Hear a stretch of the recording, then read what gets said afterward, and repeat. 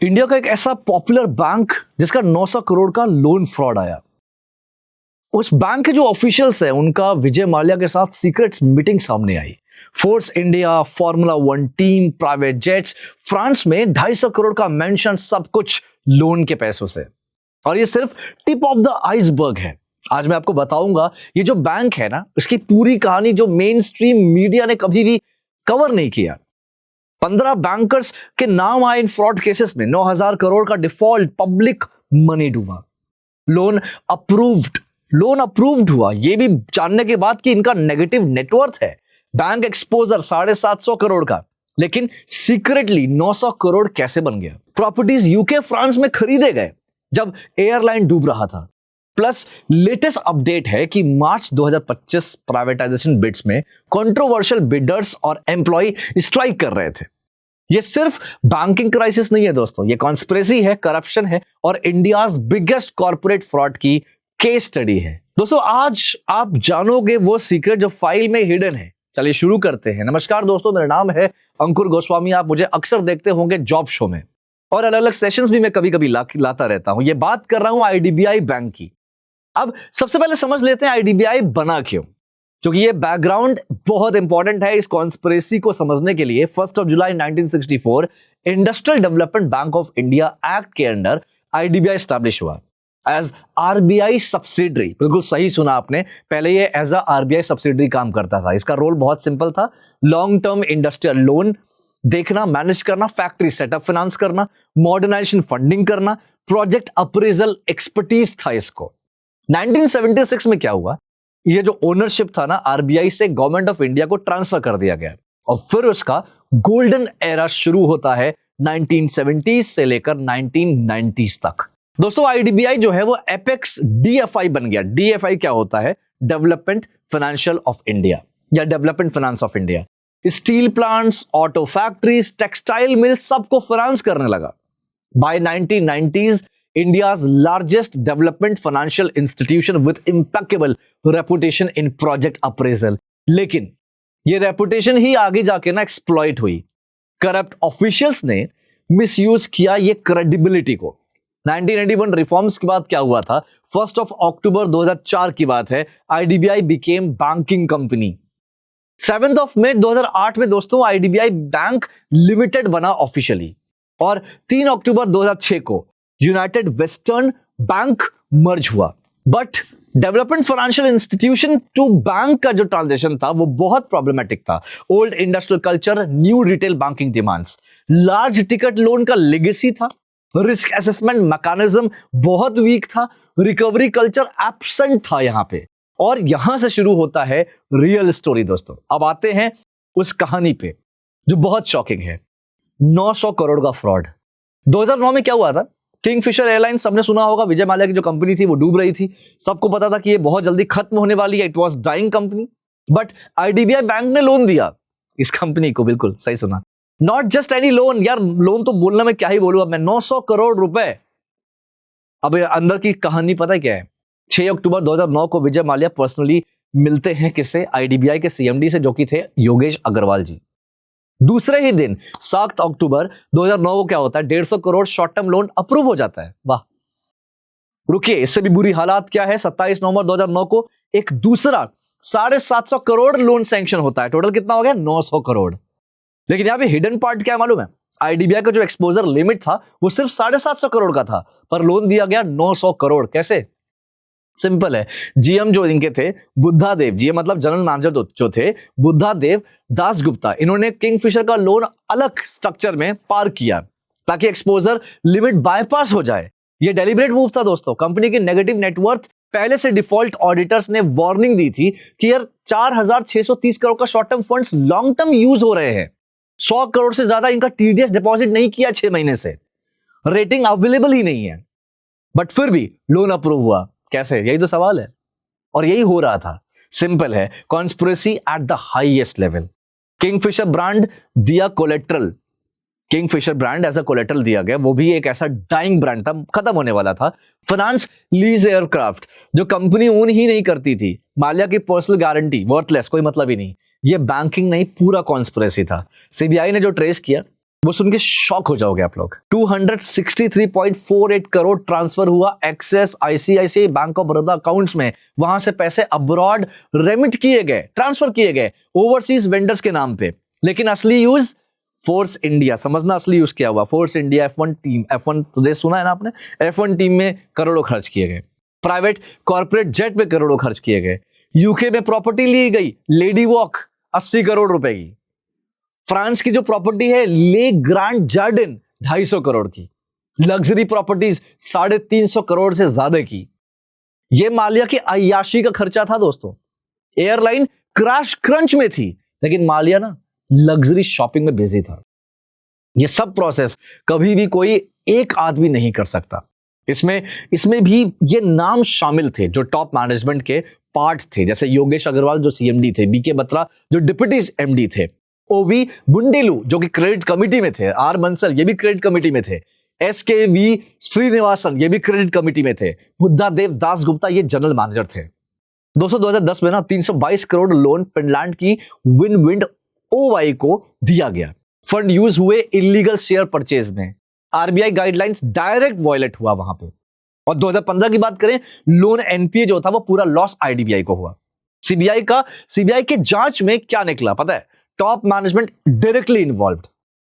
Guidelines ignore की गई जानबूझ के, और जो पैटर्न बहुत क्लियर दिख रहा था, top management involvement, rules knowingly break किए गए, वीक कोलेट्रल और रेड फ्लैग इग्नोर किए गए, एक्सपोजर लिमिट को बाईपास किया गया। ये बैड जजमेंट नहीं, सिस्टम करप्शन है दोस्तों।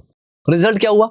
आईडीबीआई की जो हालात थी ना 2017-18 में, ग्रॉस एनपीए समझना, एनपीए मतलब पता होगा आप लोगों को, नॉन परफॉर्मिंग एसेट्स, यानी कि जब कोई लोन लेता है और वो लोन चुका नहीं पाता, 3 महीने कंसीडर किया जाता है। अगर 90 दिन तक या 3 महीने तक अगर पैसा नहीं आता तो वो जो लोन है उसे बैड लोन या एनपीए कैटेगरी में डाल दिया जाता है।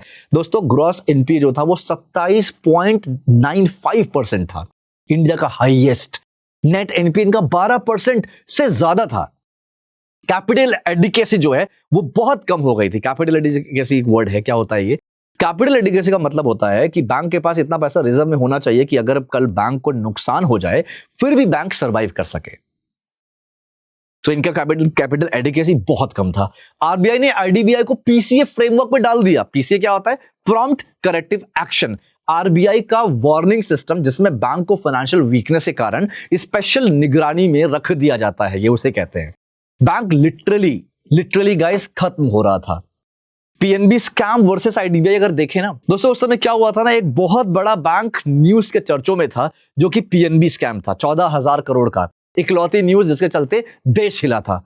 आईडीबीआई मल्टीपल फ्रॉड्स हुआ, टोटल इंपैक्ट सिमिलर, पर स्पॉटलाइट नहीं मिला क्योंकि ये एक बड़ा ब्लास्ट नहीं, ग्रेजुअल कोलैप्स था। अब यहां पे समझिएगा बेल आउट, एलआईसी ने बचाया। 2009 में क्या हुआ था? गवर्नमेंट ने एलआईसी को फोर्स किया कि आईडीबीआई को बचाने के लिए काफी फोर्स किया। एलआईसी ने क्या किया? 51% स्टेक ले लिया, 21,624 करोड़ रुपए डाले, मैनेजमेंट कंट्रोल लिया पूरा, और IDBI reclassified as a private bank. अब यहां पे आयरनी क्या थी? पब्लिक इंश्योरर का सब्सिडरी प्राइवेट बन गया। एलआईसी ने क्लीन अप स्टार्ट कर दिया, यानी कि सफाई करना शुरू कर दिया। जो एनपीए 27% था वो 6 से 7% आ गया। नेट एनपीए 12% था वो 1 से 2% पे आ गया। 2024-25 में प्रॉफिट की अगर बात करें तो 1,836 करोड़ का प्रॉफिट। स्टॉक जो है वो 53% ऊपर, बट केसेस अभी भी पेंडिंग। मालिया यूके में।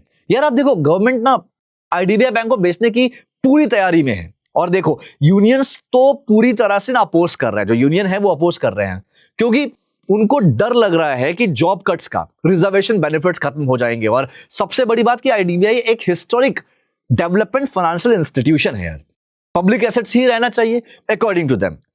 और बिडर्स देखिए कौन कौन है यहाँ पे, जो लोग रिक्वेस्ट डाले हैं इस कंपनी को खरीदने के लिए, बैंक को खरीदने के लिए। फॉरेन डोमिनेंस का पूरा सीन दिख रहा है यहाँ पे। नाम बताऊं? फेयरफैक्स कनाडा से, एमिरेट्स एनबीडी यूएई से, कोटेक खाली एक है जो इंडिया का है, कोटेक बैंक डोमेस्टिक है, लेकिन ओक ट्री यूएसए से है। मतलब समझिए 61% स्टेक फॉरेन हैंड्स में जाने वाला है। अब वैल्यूएशन की बात करते हैं, गवर्नमेंट का टारगेट है 50,000 करोड़, पर भाई आईडीबीआई की बुक वैल्यू देखिए, लेगेसी इश्यूज है, एनपीए कितने हैं, क्या ये वैल्यूएशन जस्टिफाइड है? ये सवाल तो बनता है ना। और एक इंटरेस्टिंग बात यह भी है कि रेगुलेटरी रिलैक्सेशन का भी पॉसिबल है। फॉरेन ओनरशिप रूल्स रिलैक्स हो सकते हैं, स्पेशली सिर्फ इस बैंक के लिए, आईडीबीआई के लिए। बट क्यों ये स्पेशल ट्रीटमेंट, क्यों? क्योंकि मार्च 2025 का पूरा टाइमलाइन देखिए। फरवरी में कंफर्मेशन ऑफ बिड्स हो गया, मार्च 2025 में डेटा रूम इशू रिजॉल्व हो गए, 9 अप्रैल को एसेट वैल्यूअर्स अपॉइंट हो गए हैं, ड्यू डिलिजेंस भी हो चुका है। ड्यू डिलिजेंस का मतलब होता है बार बार जांच पड़ताल करना पूरी तरह से। आरबीआई क्लियरेंस मिल चुका है, कंडीशनल है पर मिला है। Draft share purchase agreement almost final stage में है दोस्तों। देखिए यार, अभी ना फाइनेंशियल बिड्स अक्टूबर टू दिसंबर, यानी कि अब जो चल रहा है दिसंबर 2025 के बीच एक्सपेक्टेड है। गवर्नमेंट का टारगेट है मार्च 31 2026 तक प्राइवेटाइजेशन कंप्लीट करना। करंट बिडर्स का अपडेट अगर मैं बात करूं, बड़े इंटरेस्टिंग डेवलपमेंट्स हैं, जैसे कोटक महिंद्रा बैंक, अभी मैंने बताया अब रेस में है, एंटर हो गया है ये रेस में, along with oak tree capital और फेयरफैक्स। पर एक ट्विस्ट है, एमिरेट्स एनबीडीआरबीएल बैंक में $3 बिलियन इन्वेस्ट कर रहा है, तो वो आईडीबीआई बिडिंग से प्रैक्टिकली आउट हो गया, जो बिडर्स के लिए एक बिग चैलेंज है। 60% स्टेक एक्वायर करने के लिए बहुत बड़ा अपफ्रंट कैपिटल चाहिए। कोटेक का स्ट्रैटेजी क्या है यार? इंटरेस्टिंग बात यह है कि जो Kotak part equity part cash merger deal consider कर सकता है अपने इक्विटी करेंसी का एडवांटेज यूज करके। अब सबसे बड़ा पिक्चर यहां पे क्या है? गवर्नमेंट का डिसइन्वेस्टमेंट टारगेट 47,000 करोड़ है फाइनेंशियल ईयर 26 के लिए, और आईडीबीआई सेल इसका मेजर कंट्रीब्यूटर होगा। अनआंसर्ड क्वेश्चन अभी भी है, क्या पता है एक्स ऑफिशियल का क्या होगा, पेंडिंग रिकवरीज का क्या होगा, मालिया रिटर्न्स जो भी है वो करेगा या नहीं, एम्प्लॉयज का फ्यूचर कैसे होगा, कहां होगा, नहीं समझ में आ रहा, कुछ स्ट्रक्चर नहीं दिख रहा। यूनियंस स्ट्रांगली अपोज कर रहे हैं, ये कहते हैं कि डीएफआई जो है वो पब्लिक ओनरशिप में रहना चाहिए। एमएसएमई कमिटमेंट्स कंटिन्यू होंगी या नहीं होंगी। और यार हार्ड ट्रुथ ये है कि आईडीबीआई बैंक में 26,562 करोड़ विलफिल डिफॉल्टर्स ने देना है। अभी डिफॉल्टर्स को इतने पैसे देने हैं। आईडीबीआई क्राइसिस इनकॉम्पिटेंस की वजह से नहीं आई, करप्शन की वजह से आई है। पब्लिक मनी क्रोनीज को दी गई, पूरे एम्प्लॉयज जॉबलेस हो रहे हैं और फ्रॉडस्टर्स अभी भी फ्री घूम रहे हैं। कंट्रोवर्सी भी है। फाइनेंस मिनिस्टर निर्मला सीतारमन ने कहा है कि 1969 का जो बैंक नेशनलाइजेशन डिजायर्ड रिजल्ट नहीं लाया। फाइनेंशियल इंक्लूजन के लिए टर्म्स में इससे यूनियंस और सिविल सोसाइटी ग्रुप्स ने स्ट्रॉन्ग ऑपोजिशन किया। प्राइवेटाइजेशन एक सोल्यूशन भी हो सकता है और एक एस्केप फ्रॉम अकाउंटेबिलिटी भी हो सकता है। तो आपका क्या टेक है? प्राइवेटाइजेशन सही है, फॉरेन ओनरशिप रूल्स रिलैक्स हो सकते हैं। Currently FDI 49% take automatic route से 74 तक गवर्नमेंट अप्रूवल के साथ अलाउड है प्राइवेट बैंक्स पे। ये रिस्क है या अपॉर्चुनिटी? फ्रॉडस्टर्स को पहले अकाउंटेबल बनाओ या नहीं? तो दोस्तों थोड़ा इस पे आप भी राय मशवरा मुझे शेयर करिए, कमेंट पे डालिए कि आपका क्या मानना है इस चीज पे। अब एंड में मैं ना एक चीज बताना चाहूंगा, आप लोग मुझे देखते होंगे अलग अलग चैनल्स पे। मैं ज्यादातर मेरा जो मेन चैनल है दोस्तों BFSI करियर 24/7। अगर आप चाहते हो कि जॉब अपॉर्चुनिटी ढूंढ रहे हो, जॉब ढूंढ रहे हो, वॉक इन इंटरव्यूज के मैं वीडियोस बनाता हूं, डेली अपडेट्स देता हूं आपको। और अगर आप ना सरकारी नौकरी की तैयारी कर रहे हो तो मैं तो चाहता हूं तो कोई दिक्कत नहीं, आप ये सब नॉलेज लेते रहिए। लेकिन अगर आप कहीं ना कहीं प्राइवेट इंडस्ट्री में आना चाहते हैं, जॉब नहीं मिल रही है या जॉब की तलाश में है, तो आप मेरे चैनल से जुड़िए BFSI करियर 24/7, जहां पे मैं वॉक इन इंटरव्यू की प्रिपरेशन सब कुछ पूरी तरह से जॉब रेडी करता हूं मैं। एंड सबसे इंपॉर्टेंट चीज है, हमारे पास कई सारे अलग ट्रेनिंग प्रोग्राम्स भी चल रहे हैं। अभी हाल ही में दोस्तों 9 तारीख को थाने लोकेशन में वर्चुअल रिलेशनशिप मैनेजर यानी कि कोटक महिंद्रा बैंक पे इंटरव्यू है, आप जा सकते हैं। और 8, 9, 10, 11, 12 हमारे हरियाणा और पंजाब लोकेशंस में हमारे एक्सिस बैंक की तरफ से रिलेशनशिप ऑफिसर के लिए यानी कि असिस्टेंट मैनेजर के लिए जॉब रोल है, जॉब अपॉर्चुनिटी है, आप जाके उसमें अप्लाई कर सकते हैं। इसमें मैंने स्पेसिफिक वीडियो बना रखी है, आप जरूर रिसर्च करिए और इसका हिस्सा बनिए। मैं जो उम्मीद करता हूं कि आपको ये समझ में आया होगा। आप थोड़ा सा रिसर्च करना सीखिए, रिसर्च करिए, उसके बाद जज करिए। ऑलराइट, चलिए, अगर आपको लगता है कि आप करियर बनाना चाहते हैं तो आप मुझसे जुड़ सकते हैं। मैं करियर गाइडेंस का सेशन भी करता रहता हूं और उम्मीद करता हूं आपको समझ में आया होगा। मिलते हैं किसी और जॉब अपडेट में या जॉब शो में। Thank you so much, take care everyone, thanks a lot.